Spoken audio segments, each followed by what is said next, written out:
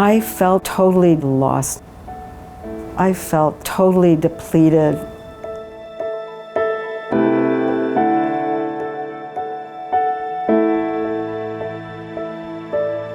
When I lived in Ontario, and I lived in a house looking after my husband and trying to deal with things, and I was trying to deal with mental illnesses there, and I wasn't aware of them, and I was dealing with a lot of looking after a lot of things, looking after the house and trying to keep things going, and I felt that I had lost myself. I felt totally depleted.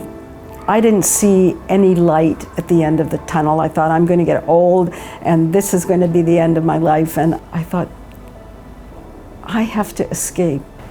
My husband had just died, so my life had taken a total turn.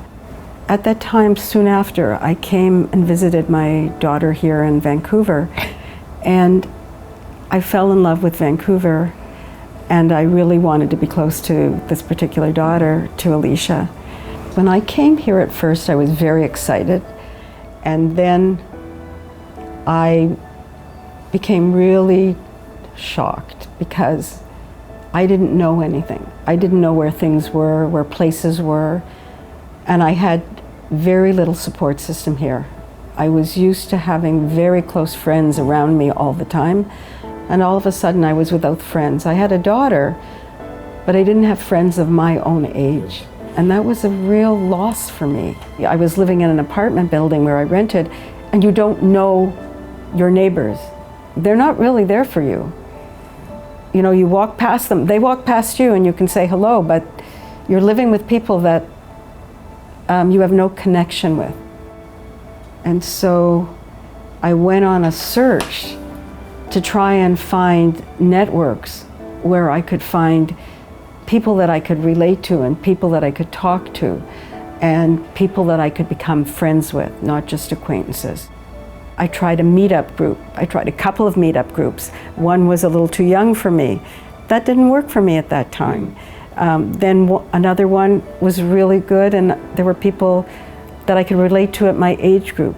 I started to look for places where I could connect. I took a course at SFU, and I kept looking for places that I would feel comfortable with, and that I could make those kinds of relationships that would sustain me.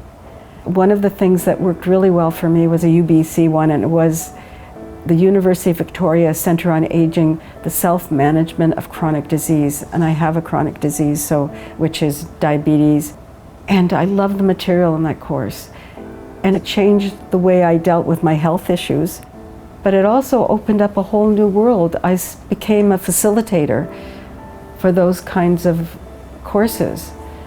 I took a training course, and that gave me meaning, and it really helped me to connect, and it was something that I'm really grateful for. I guess my journey is one that I'm really grateful for so much that has happened in my life.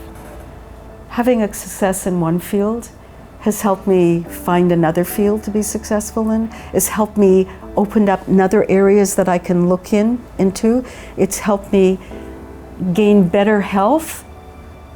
And I'm also tried to find a way to let go of things that could be potentially draining for me again, for issues that might make me depressed or might make me lose all these wonderful feelings that I have now.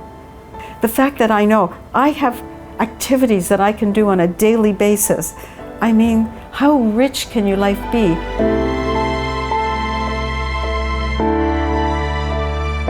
It's really important that you keep your mind open.